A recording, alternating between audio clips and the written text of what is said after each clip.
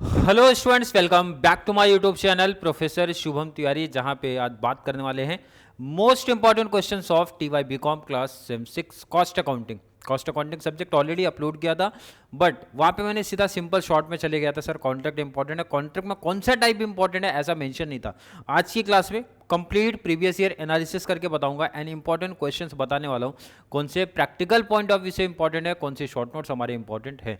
तो जो भी बच्चे चैनल के साथ कनेक्ट हैं, आज की वीडियो देख रहे हैं, तो भाई वीडियो लास्ट तक देखना, तभी आपका ये कॉन्सेप्ट सीए में जितने भी डाउट्स कंफ्यूजन है वो क्लियर हो जाएंगे आज की क्लास में।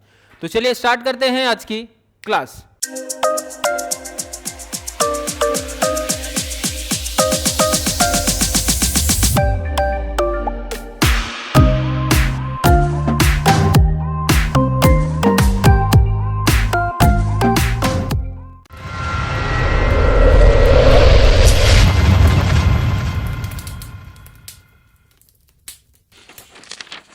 सबसे पहला ध्यान रखना, जो भी बच्चे, भाई बहुत सारे बच्चे डिपेंड हैं मेरे ऊपर जो मेरे साथ चल रहे हैं, प्रिपरेशन कर रहे हैं, उनको बता दें। और यहाँ पे पहले हर एक डिटेल, अब मुझे लगता है सीए की इंपॉर्टेंट की लास्ट क्लास होने वाली, जहाँ पे मैं ये पूरा डिटेल्स बता रहा हूँ, प्रैक्टिकल को लेके भी, शॉर्ट नोट्स को लेके भी, कितनी प्रिपरेशन करनी है और कहाँ से करनी है। ध्यान रखना, कुछ टॉपिक ऐसे हैं जिसको आप छोड़ नहीं सकते हो। बहुत सारे बच्चे काफ़ी स्लो चल रहे हैं भाई। कॉन्ट्रैक्ट कॉस्टिंग ऐसा है, कंटिन्यू मतलब करना ही बच्चा 100% कॉन्ट्रैक्ट कॉस्टिंग, क्योंकि कॉन्ट्रैक्ट के ऑप्शन में कॉन्ट्रैक्ट ही बनता है बेसिकली। क्लियर है कि नहीं? तो भाई कॉन्ट्रैक्ट आप छोड़ नहीं सकते हो। बट एक छोटा कंफ्यूजन था, लास्ट टाइम मैंने बोला कॉन्ट्रैक्ट कर लो, बट कॉन्ट्रैक्ट में जिन बच्चों को नहीं मालूम होगा बच्चा 3 से 4 टाइप सम है। तो कौन सा टाइप सर आपने बोला था, वो वहाँ मेंशन नहीं किया था, तो कंफ्यूजन था, इसलिए मैं क्लियर कर रहा हूँ। ध्यान से देखो इधर, कॉन्ट्रैक्ट कॉस्टिंग मेनी कॉन्ट्रैक्ट करके, भाई 2 कॉन्ट्रैक्ट 3 कॉन्ट्रैक्ट दिया रहता है। इसकी आई थिंक मैंने 4-5 क्लास दिया है, जाके देख लेना। मेनी ईयर से मतलब एक ही कॉन्ट्रैक्ट है बट 2-3 साल चल रहा है, भाई 2 साल का डिटेल आया, 3 साल का डिटेल आया, वो वाला समय। एस्टिमेटेड कॉन्ट्रैक्ट आपने देखा होगा, एस्टिमेटेड एक्सपेंडिचर करके आता है, फिर एक्चुअल एक्सपेंडिचर करके आता है अगर पढ़ा होगा तो।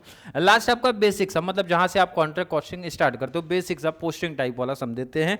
यूनिवर्सिटी ने कभी भी बेसिक सम को नहीं रखा है, मतलब ये टाइप तो वैसे भी कैंसिल हो गया, बट मैंने 2-3 सम पढ़ाया है इसके ऊपर, क्योंकि जो ऑटोनॉमस कॉलेज है ना बच्चा, वहाँ पे आ सकता है। वैसे बहुत कम ही एक्सेप्शनल कॉलेज है आएगा, बट ऑफलाइन में एक बच्चा है तो उसके कॉलेज में बेसिक वाला सम डाल रहे, तो इसलिए मैंने बेसिक के 2-3 सम कराए थे। क्लियर है क्या? बट मोस्ट आईएमपी में अगर देख रहे कोई बच्चा कि सर कॉन्ट्रैक्ट में इतने टाइप ऑफ सम पढ़ना है, नहीं, मेरा सजेशन है बच्चा मेनी कॉन्ट्रैक्ट वाले पे पहले आप शिफ्ट हो जाओ। मैंने कॉन्ट्रैक्ट का मतलब जहाँ पे 2 कॉन्ट्रैक्ट दिया होगा, 3 कॉन्ट्रैक्ट दिया होगा, वो पहले कर लो। सबसे इजी कॉन्ट्रैक्ट है ये वाला टाइप। ध्यान रखना, कॉन्ट्रैक्ट को देख के जो टेंशन आ रहा है, गारंटी बता रहा हूं, जाके 4 से 5 क्लास देख लेना, 20 मार्क्स आपका फिक्स होगा। 20 मार्क्स। मैंने कॉन्ट्रैक्ट वाला बहुत सिंपल टॉपिक है, सिर्फ 2 ही केस वहां है, डेप्री का एंड वर्क सर्टिफाइड या ट्रांसफर टू पीएनएल वाला जो कॉन्सेप्ट आता है, बाकी सब सिंपल टॉपिक है, सिंपल है। बट गारंटी क्या बता रहा हूं बच्चे, 4 से 5 क्लास देख लेना, लाइन टू लाइन 20 मार्क्स आपका हो जाएगा। तो मतलब सबसे आईएमपी कौन सा है कॉन्ट्रैक्ट में? Many contract. क्लास कहाँ मिलेगी? कॉन्ट्रैक्ट कॉस्टिंग के नाम से प्लेलिस्ट वहाँ मिल जाएगी। नेक्स्ट आ जाओ। इसका मतलब sir many years estimated contract नहीं करना क्या? ये वो बच्चे करेंगे, इससे 2 में से एक, दोनों नहीं करना बच्चा, 2 में से एक कोई, वो वही करेंगे जिनके पास टाइम होगा या फिर ये पढ़ चुके हैं। तो मेरा सजेशन उस केस में जाएगा कि मेनी कॉन्ट्रैक्ट आप कर लो, सॉरी मेनी ईयर्स कर लो एक, और एक आप ऑप्शन में छोड़ सकते हो, नो डाउट, कोई मसला नहीं होगा, कोई प्रॉब्लम नहीं होगा। क्लियर है क्या? एस्टिमेटेड कॉन्ट्रैक्ट छोड़ देना है, फिर many year, but many year ज़्यादा इंपॉर्टेंट है कंपेयर टू एस्टिमेटेड कॉन्ट्रैक्ट के। क्लियर है? ध्यान से सुन लो, अगर किसी बच्चे ने कुछ भी नहीं किया तो टाइम आपके पास लिमिट है बच्चा, तो आपको करना है मेनी कॉन्ट्रैक्ट। कहाँ पे क्लास है? आई थिंक 4, 5, 6, 7 करके क्लास है, एंड 10 तक मैं जाऊँगा लगभग, तो वो वाला मेनी कॉन्ट्रैक्ट के कॉन्सेप्ट है। मेनी ईयर अगर किसी बच्चे को चाहिए तो भाई नीचे कमेंट करना, वो भी आ जाएगा। बट ये सबसे इंपॉर्टेंट है टॉपिक 20 मार्क्स के लिए। अगर टाइम बचा है, बच्चे ने पहले से मेनी कॉन्ट्रैक्ट का कॉन्सेप्ट किया, तब मेनी ईयर्स वाला करना, क्योंकि दोनों में कंपेयर करोगे टाइम बचाएगा मेनी कॉन्ट्रैक्ट, दोनों में कंपेयर करोगे इजी पड़ेगा मेनी कॉन्ट्रैक्ट। क्योंकि बहुत सारे बच्चे दिमाग लगाएंगे सर मेनी ईयर्स, वैसे मुझे बोले थे बहुत कुछ बच्चे, बट मुझे मालूम है मेनी ईयर्स भी इंपॉर्टेंट है, बट बच्चा ये ध्यान रखना मेनी कॉन्ट्रैक्ट इजी भी तो ढूंढना है बच्चा, टाइम जो बचा है, इजी कैलकुलेशन जो पड़े तो वो भी तो हमें ध्यान रखना है। तो उस पॉइंट ऑफ व्यू से मेनी कॉन्ट्रैक्ट वाला आपके लिए बेस्ट होगा। क्लियर? प्रोसेस कॉस्टिंग में भी यही प्रॉब्लम, लास्ट टाइम मैंने बताया प्रोसेस के ऑप्शन में प्रोसेस, बट कौन सा इंपॉर्टेंट बताया ही नहीं। अब यहाँ पे जरा देखो भाई, प्रोसेस को भाई 1, 2, 3 पार्ट में मैंने डिवाइड किया। इसमें से मोस्ट आईएमपी यहाँ हाईलाइट कर रहा हूँ भाई, मोस्ट आईएमपी को स्टार मार्क कर दे रहा हूँ, जिससे समझ आएगा सबसे आईएमपी। प्रोसेस कॉस्टिंग में वेस्टेज एंड लॉसेस का कॉन्सेप्ट मोस्ट आईएमपी। अब जो इनको ये नहीं समझा, देखो भाई नॉर्मल लॉस, एबनॉर्मल लॉस या गेन वाला जो कॉन्सेप्ट है, इसका नोट्स भी रेडी है। जिन बच्चों को चाहिए भाई कमेंट कर देना या फिर पर्सनल मैसेज आ जाओ, वहाँ पे मिल जाएगा। प्रैक्टिकल रेडी है, शेयर कर दूंगा, और इसी की क्लास भी चल रही है ऑलरेडी। वेस्टेज एंड लॉसेस वाला कॉन्सेप्ट मोस्ट आईएमपी है, वो पढ़ लेना। बाकी नहीं पढ़ा तो भी चलेगा, टाइम बचा तो दो में से कोई एक पढ़ना। तो उसमें मेरा सजेशन जाएगा भाई ट्रांसफर स्टॉक सेल वाला करना, अगर कर रहे हो तो। और ये हटा सकते हो, इसकी प्रैक्टिस करने की कोई जरूरत नहीं है। प्रोसेस स्टॉक वैसे भी लेंथ ज़्यादा हो जाएगा। प्रोसेस 1 बनाना है, प्रोसेस 1 का स्टॉक है, प्रोसेस 2 है, प्रोसेस 2 का स्टॉक है, प्रोसेस थर्ड का स्टॉक है। भाई लेंथ बहुत ज़्यादा है, तो बेस्ट है ये तो आता ही आता है। अगर टाइम बचा तो ट्रांसफर स्टॉक सेल का कर लेना भाई, तो एग्जामिनर कैसा भी सेटअप करेगा कवर हो जाएगा। क्लियर समझा कि नहीं? इसका मतलब पहला ये, टाइम बचा तो दूसरे पे आना, नहीं तो नहीं। तो इसलिए 5 ये 3 स्टार 3 स्टार। तो इससे समझ रहे कि नहीं ज़्यादा इंपॉर्टेंट कौन सा है। नेक्स्ट आ जाओ बच्चा, स्टैंडर्ड कॉस्टिंग, कुछ मत छोड़ो। मटेरियल की 9-10 क्लास दिया हूँ, जाके देख लेना। लेबर की 5 क्लास दिया हूँ, उसके बाहर छपेगा नहीं भाई, वही सेम क्वेश्चन छप जाएगा। मिक्स नहीं दिया, बच्चे ने डाउट पूछा नहीं। क्यों नहीं पूछा? क्योंकि बच्चा देखो मटेरियल लेबर को बना दोगे तो मिक्स बन जाता है, दोनों का मिक्स। तो मटेरियल समझा तो वैसे भी लेबर हो जाएगा, और दोनों समझा तो मिक्स समझ में आ जाएगा। 15 क्लास दिया हूँ, जाके देख लेना। स्टैंडर्ड कॉस्टिंग के नाम से प्लेलिस्ट है, तीनों इंपॉर्टेंट है। और इसमें अलग अलग क्यों नहीं कर रहा समझ लो इधर। मटेरियल रेडी है, जिन बच्चों ने पढ़ा होगा मटेरियल समझा तो लेबर समझ ही जाएगा भाई। कॉपी पेस्ट वाला कॉन्सेप्ट है, 10% का चेंज होता है, तो इसलिए मैंने बोला तीनों पढ़ लेना, इसमें कुछ ऑप्शन मत रखो। एंड मार्जिनल कॉस्टिंग, आपके सिलेबस में मार्जिनल कॉस्टिंग का बेसिकली कोई टाइप नहीं है, सिर्फ टाइप मैंने क्लासीफाई किया है। जो बच्चे नोट्स फॉलो किए होंगे तो टाइप 1 मतलब मैंने दिया था भाई 2 ईयर्स 3 ईयर्स का डिटेल, सॉरी 3 ईयर्स तो नहीं बोलेंगे, 2 पीरियड का या फिर 2 ड्यूरेशन का या फिर 2 ईयर का डिटेल आप बोल सकते हो, उसको मैंने टाइप 1 में रखा था। जो 1 ईयर का डिटेल होता है, 1 ईयर में 2 कंपनी का डिटेल होता है, 1 ईयर में सिंगल कंपनी का डिटेल होता है, उसको मैंने टाइप 2 रखा था। दोनों टाइप पढ़ लेना बच्चा।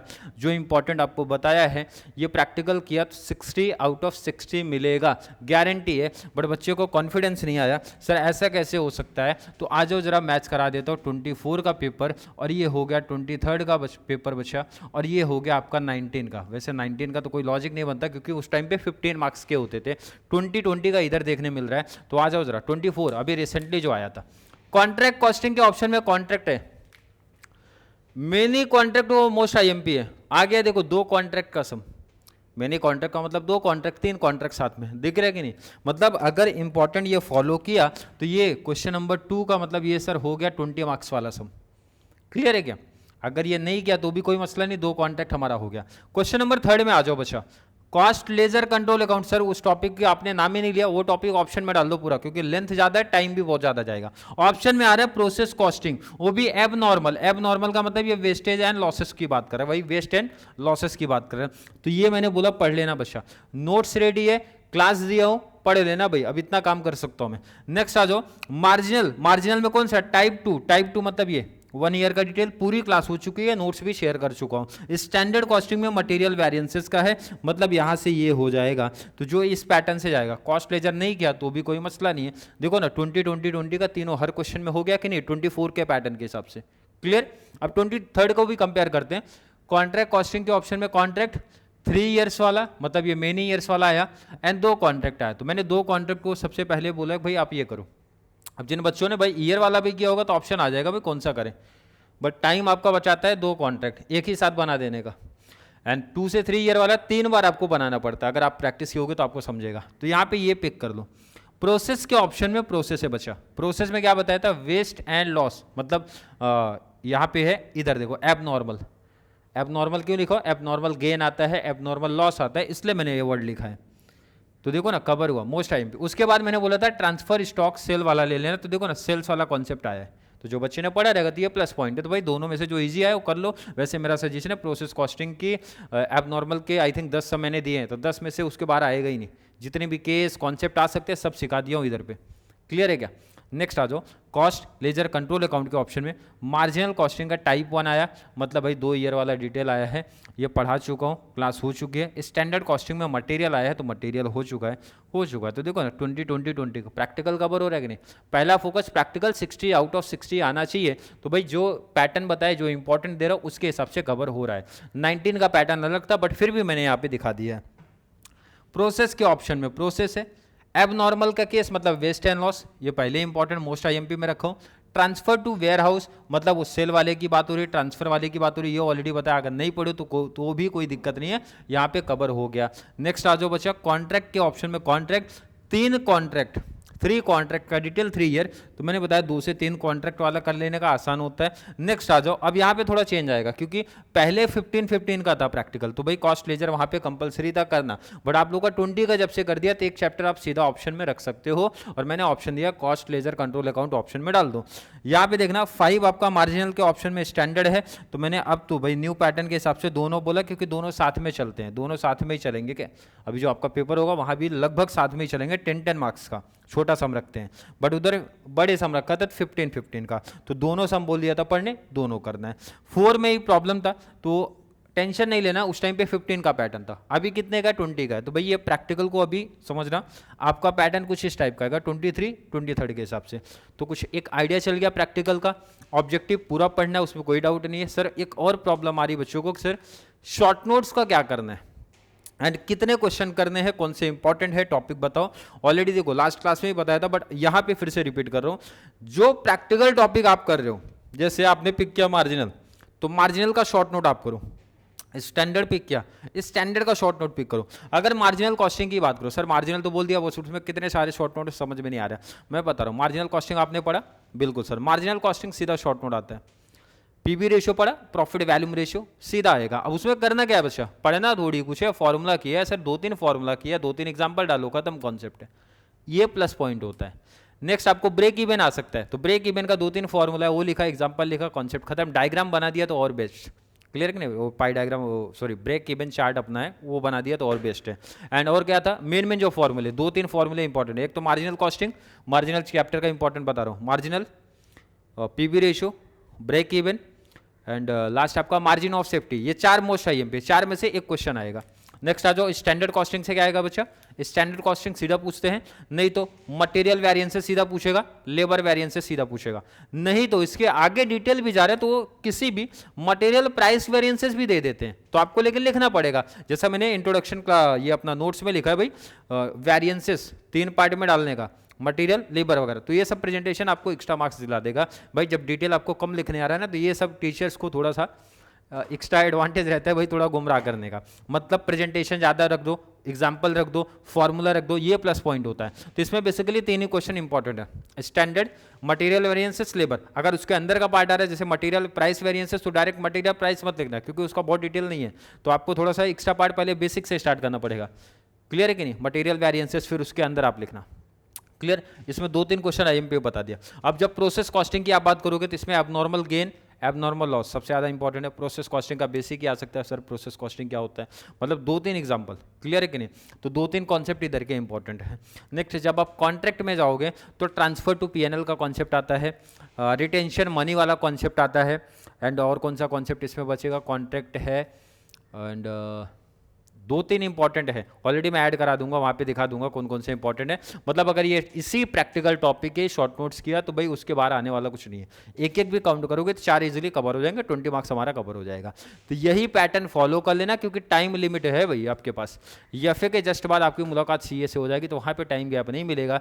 इसी स्ट्रैटेजी के साथ जाना 60 आउट ऑफ 60 प्रैक्टिकल में मिल जाए एंड 20 का शॉर्ट नोट्स भी कवर हो जाए, एंड उसके प्रेजेंटेशन जैसे मतलब पता बहुत डिटेल नहीं लिखना बच्चा, आपको डायग्राम, फॉर्मूला, एग्जाम्पल, जितना बेस्ट तरीके से प्रेजेंटेशन आप दिखा सकते हो दिखा देना, उतना बेस्ट मार्क्स आपको शॉर्ट नोट्स में मिलेगा, क्लियर है। आई थिंक मुझे लगता है अब जिन बच्चों के माइंड में प्रैक्टिकल को लेके डाउट था, कंफ्यूजन था, कौन से टॉपिक कवर करने, क्लियर कर दिया। बहुत बच्चे पर्सनल में आए थे, मुझे लगता है अब डाउट कंफ्यूजन सीए को लेके नहीं होनी चाहिए। एक छोटा सा डाउट अभी भी है, मुझे लग रहा है कुछ बच्चे बोल रहे हैं सर स्टैंडर्ड का आपने नोट्स दिया, मार्जिनल का नोट्स दिया, सर ये नोट्स कब देने वाले हो। अब यहाँ पे डेट ऑलरेडी मैं आपको बता दूं बच्चा, डेट है 10 तारीख की।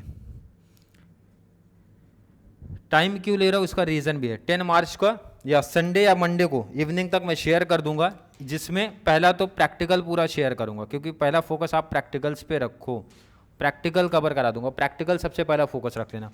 प्रैक्टिकल के बाद भाई शॉर्ट नोट्स में थोड़ा सा टाइम जाता है, तो शॉर्ट नोट्स एंड ऑब्जेक्टिव्स, तो पहला फोकस प्रैक्टिकल पे रखना, प्रैक्टिकल हो जाए तो भाई शॉर्ट नोट शेयर कर दूंगा, ऑब्जेक्टिव कभी डेट मेंशन कर दो, इस डेट तक I hope notes complete ready हो जाए, तो सीए के कंप्लीट नोट्स आपको शेयर कर देंगे। क्योंकि लास्ट जो वीक आएगा उधर तो एफए ही स्टार्ट करना है, एफए की ही प्रैक्टिस करना है। तो अभी 2 से 3 दिन का जो टाइम है वो कंप्लीट सीए को ही देना है, ताकि सीए में कोई टॉपिक बैलेंस ना रहे।